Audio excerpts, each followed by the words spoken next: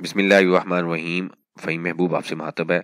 आज का जो हमारा टॉपिक है इसमें हमने ये डिस्कशन करनी है कि अगर हम किसी डीलरशिप के जो एग्रीमेंट हैं उनके अंदर इन्वॉल्व हैं, कोई डीलरशिप बिजनेस में हैं, डिस्ट्रीब्यूटर को सेल कर रहे हैं, होलसेलर को कर रहे हैं, डीलर को कर रहे हैं, सब डीलर को कर रहे हैं।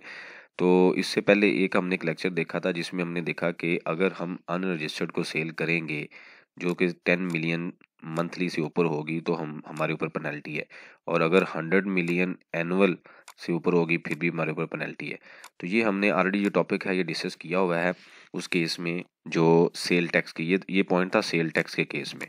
ठीक है, अब हम जो पॉइंट देख रहे हैं कि ये सेल टैक्स के ऊपर तो पेनल्टी थी कि अगर आप इससे ऊपर जाएंगे तो जो इनपुट होगा उस सेल से रिलेटेड वो आपको अलाउ नहीं किया जाएगा। मतलब कि इसको अगर अगर आपकी मंथली जो सेल है वो 20 मिलियन है और अगर अनरजिस्टर्ड को हमने 15 मिलियन सेल किया है तो 15 मिलियन डिवाइडेड बाय 20, और लेट्स से इनपुट था आपका 7 मिलियन, तो जो ये वैल्यू आएगी जितनी भी वैल्यू बनती है वो इनपुट आपको क्रेडिट नहीं मिलेगा। हम ज्यूम करते हैं जिसकी वैल्यू थी 4.5, तो एक्चुअल में इनपुट 7 आ रहा होगा लेकिन 4.5 हमें डिसअलाउ कर दिया जाएगा। ठीक है, तो ये बेसिकली रूल था सेल टैक्स से related.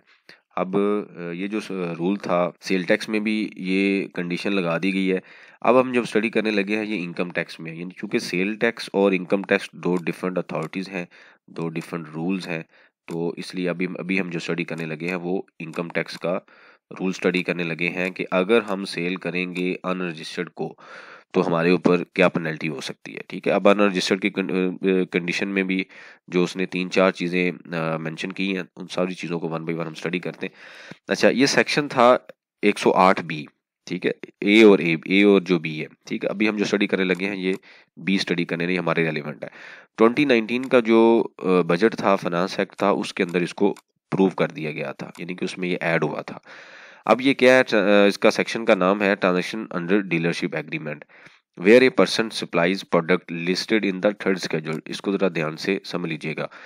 To the sale tax act, यानी कि सेल टैक्स के एक्ट के अंदर जो थर्ड स्केड्यूल की प्रोडक्ट्स हैं उसको उसने स्पेसिफाई कर दिया कि थर्ड स्केड्यूल तो इसमें शामिल है, और any other products as prescribe by the board under a dealership agreement. अब इसमें चीज ऐड होती है कि अगर थर्ड स्केड्यूल के अलावा कोई भी बिजनेस जिस पे हम डीलरशिप के थ्रू काम कर रहे हैं, मतलब आप जो मैन्युफैक्चरर है आगे डिस्ट्रीब्यूटर को होलसेलर को चीजें देता है, तो उस केस में क्या हम कहाँ पे फॉल करेंगे, हम हमारे ऊपर सेक्शन 108 भी इम्प्लीमेंट होगा। जैसे अभी आप एग्जांपल लें तो लेटेस्ट जो फार्मा की प्रोडक्ट्स हैं ये ऐड किस में की गई हैं, जीरो रेटेड में, और जीरो रेटेड के अंदर जब शामिल की गई हैं तो जितनी भी फार्मा मैन्युफैक्चरर है वो आगे डिस्ट्रीब्यूटर को सेल करते हैं, फिर आगे रिटेलर को करते हैं, फिर आगे वो सब रिटेलर को करते हैं, फिर जाके कहीं एंड कंज्यूमर को। तो इसका मतलब ये कहाँ पे फॉल करता है, ये डीलरशिप एग्रीमेंट है। ठीक है, डीलरशिप एग्रीमेंट में ये बिजनेस हो रहा है, यानी कि डायरेक्ट जो मैन्युफैक्चरर है वो मार्केट में सेल नहीं कर रहा, वो डिस्ट्रीब्यूटर को, होलसेलर को, डीलर को देता है,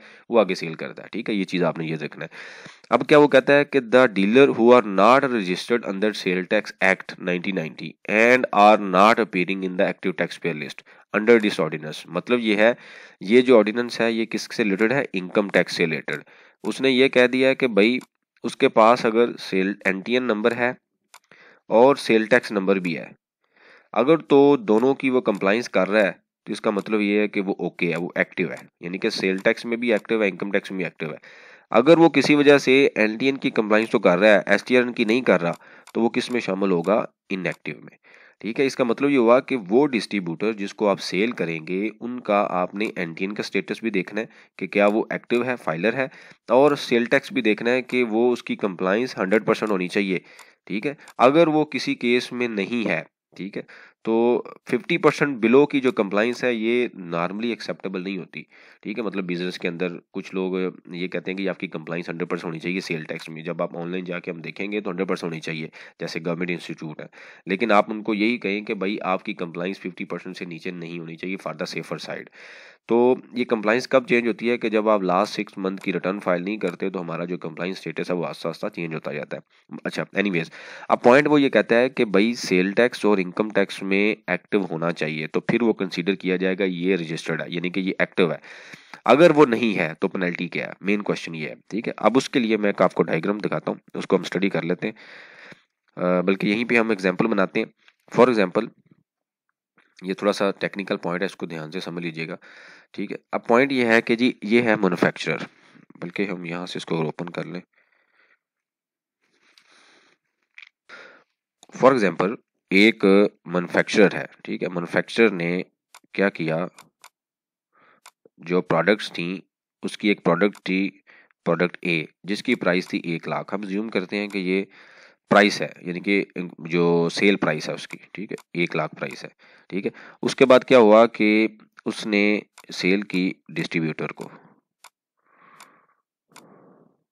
ठीक है, डिस्ट्रीब्यूटर को सेल की, और डिस्ट्रीब्यूटर जो था वो एनटीएन तो उसका था, लेकिन उसका सेल टैक्स नंबर नहीं था। ये स्पेसिफिकली हम डिस्कशन कर रहे हैं जो इस एग्रीमेंट से रिलेटेड, ठीक है, उसका सेल टैक्स नंबर अवेलेबल नहीं था। अब हुआ क्या, उसने ये कहा कि G an amount equal to 75% of the dealer margin shall be added to the income of the person making such supplies, ठीक है। अब ये जो सच सप्लाईज है, मतलब ये है कि अगर आपने अनरजिस्टर्ड को सेल की तो होगा क्या कि 75% जो डीलर मार्जिन है वो ऐड कर दिया जाएगा मैन्युफैक्चर की इनकम में। यानी कि ये पेनल्टी किसके ऊपर है, मैन्युफैक्चर के ऊपर है। अगर डिस्ट्रीब्यूटर सेल करता है सब डीलर को या होलसेलर को, तो ये पेनल्टी किसके ऊपर आएगी, डिस्ट्रीब्यूटर के ऊपर। यानी कि सच पर्सन, ये उसने वर्ड यूज किया है कि जो सप्लाई कर रहा है, तो सप्लाई कौन कर रहा है, इस केस में मैन्युफैक्चरर है। अगर वो आगे होलसेलर को देगा तो इस केस में क्या है, डिस्ट्रीब्यूटर है। अब उसने फर्दर ये क्लियर कर दिया कि मार्जिन कितना। अब प्रोडक्ट ए का हो सकता है मार्जिन 10% हो, अगर आप प्रोडक्ट बी सेल कर रहे हो सकता है उसका मार्जिन 5% हो, सी कर रहे हैं तो हो सकता है उसका मार्जिन 20% हो, ठीक है। तो अब उसने ये कह दिया भाई ऐसा नहीं है, मैं ये कंसीडर करूंगा for the purpose of the operations of this section 10% of the sale price of the manufacture shall be treated as a margin. अब आपको पता है कि जो डीलरशिप एग्रीमेंट होता है उसमें जो प्राइस है मोस्टली कौन डिसाइड करता है, मैन्युफैक्चरर, ठीक है। तो अब फॉर एग्जांपल एक प्राइस है प्रोडक्ट की 1 लाख रुपया, ठीक है, उसके अंदर 17,000 हम जीएसटी ऐड करेंगे। हम बात कर रहे हैं थर्ड स्केड्यूल की, तो अगर वो फार्मा होगा तो यहाँ पे 0 रेटेड होगा। एग्जाम्पल सेम है, दोनों की प्रोसेस सेम होगा, तो 1,17,000 रुपया उसकी इंक्लूडिंग जीएसटी प्राइस बनती है। वो ये कहता है कि अगर भाई आपने अनरजिस्टर्ड को सेल किया, ठीक है, वो बंदा जो इनकम टैक्स और सेल टैक्स में रजिस्टर्ड नहीं है, एक्टिव नहीं है, तो मैं क्या करूंगा, इस अमाउंट का, इनकम की बात उसने की है तो इनकम में नेट ऑफ सेल टैक्स आता है, तो इस अमाउंट को मैं मल्टीप्लाई करूंगा 10% के साथ, ठीक है, उसके बाद मल्टीप्लाई करूंगा 75% के साथ, ठीक है, तो अमाउंट मेरे पास आएगी 7500, ठीक है। तो अगर फॉर एग्जांपल आप एक काम कर रहे हैं, अगर ये मैन्युफैक्चरर है, इसकी एग्जांपल हम देख लेते हैं। मैन्युफैक्चरर ने अपने अकाउंट्स बनाए, उसने कहा जी मेरी सेल है 1 लाख रुपया, ठीक है, मेरी जनाब कॉस्ट है 20,000, ठीक हो गया। अब मैंने क्या किया जनाब, 20,000 मेरा जीपी आ गया, मेरे कुछ एक्सपेंसेस थे वो आ गए 10,000, ठीक है, और जनाब मेरा नेट प्रॉफिट बिफोर टैक्स आ गया 10,000। इसके ऊपर मैन्युफैक्चरर ने जो टैक्स है वो कैलकुलेट करना है स्लैब रेट के मुताबिक। वो क्या है, 17%, ठीक है, मतलब जो क्राइटेरिया है 17% मिनिमम टैक्स होगा, जो 1.5 भी हो सकता है, 0.25 भी हो सकता है, उसके बाद जनाब 0.75 भी हो सकता है, और यहाँ पे हम 25 कर लेते हैं क्योंकि भी रेट चेंज है, और 29%, ठीक है। ये रूल है, इसके ऊपर हम नहीं जा रहे, जो लोग प्रॉपर क्लासेस लेते हैं उनको ऑलरेडी आइडिया है, और how to calculate the income tax उसमें भी हमने इसको स्टडी किया हुआ है। अब क्वेश्चन ये है कि भाई मेरा जो यहाँ पे समझिएगा, मेरा जो प्रॉफिट है वो 10,000 है, ठीक है, कॉस्ट कितनी है 80,000। वो ये कहता है जी भाई अगर आपने ये अनरजिस्टर्ड, यानी कि वो बंदा जो एटीएल में जिसका नाम नहीं है, इनकम टैक्स और सेल टैक्स की एटीएल, ठीक है, दोनों की एटीएल की बात हो रही है यहाँ पे क्योंकि उसने स्पेसिफिकली बात की है, तो वो ये कहता है जी ये जो 7500 है ना, 7500 जो तूने पास किया है, ठीक है, ये पास जब किया है तो चूंकि वो बंदा उसने वर्ड यूज किया है एक, यानी कि मैन्युफैक्चर की सेल प्राइस 1 लाख, उसका 10% मार्जिन और उसका 75% मार्जिन किस में ऐड कर दिया जाएगा, इस इनकम में। तो वो यहाँ पे क्या करेगा, 7500 जनाब आपका ऐड कर देगा, ठीक है। तो जब ऐड होगा तो आपका प्रॉफिट कितना हो जाएगा, 17,500।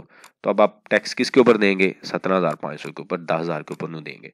तो अगर आप डीलरशिप एग्रीमेंट में फॉल कर रहे हैं, काम कर रहे हैं, और इस कंडीशन को आप फॉलो नहीं कर रहे, तो ये जो पेनल्टी है ये कौन बेयर करेगा, सेलर। अगर आप डिस्ट्रीब्यूटर हैं और आगे सेल कर रहे हैं और आप इस कंडीशन को नहीं फॉलो कर रहे, तो ये पेनल्टी कौन देगा, सेलर, ठीक है। तो अब इसका मतलब क्या हुआ कि अगर आप जनाब 0 रेटेड में फॉल करते हैं, थर्ड स्केड्यूल में फॉल करते हैं, या किसी भी स्केड्यूल में और डीलरशिप एग्रीमेंट में है, तो आपने सेल टैक्स नंबर लेना ही लेना है। अगर आप नहीं लेंगे तो फिर इसकी कैलकुलेशन के लिए ये बंदा एक पेनल्टी जो कि आपके बिहाफ पे कर रहा है, वो क्या करेगा, उसने अपनी जेब से जमा करवानी है, तो वो कहाँ से किससे लेगा, वो आपसे लेगा। ठीक है, उसके लिए दो दो पॉइंट अब कि अगर आपका नॉर्मल डिस्काउंट है फॉर एग्जांपल 15%, ठीक है, तो हम ये कैलकुलेशन करेंगे कि 7500 की जो अमाउंट है, इसके ऊपर मैं आपको एक वर्किंग दूंगा कि किस तरीके से हम इसको एडजस्ट करते हैं। वैसे जो मैंने इंप्लीमेंट किया हुआ वो भी मैं आपको दिखा देता हूँ, प्रैक्टिकल सिनेरियो वो भी आपको दिखाता हूँ कि जो ऑलमोस्ट एक जो मिड लेवल की या जो एलटीओ लेवल की कंपनी है उसके लिए तकरीबन जो एवरेज कॉस्ट होगी वो 2% होगी, तकरीबन 2%। ठीक है, इनकम टैक्स में भी ऐड कर लें और सब कुछ करने के बाद 2% की कॉस्ट उसको ये बियर करनी पड़नी है। ठीक है, अब ये कैसे आएगी, ये बात क्या टॉपिक है उसमें आपको बताऊंगा, लेकिन अभी आपने कॉन्सेप्ट याद ये रखना है और इसकी कैलकुलेशन आप खुद भी कर सकते हैं। लॉजिकल और टेक्निकल कैलकुलेशन है और बाद में हम डिस्कशन करेंगे।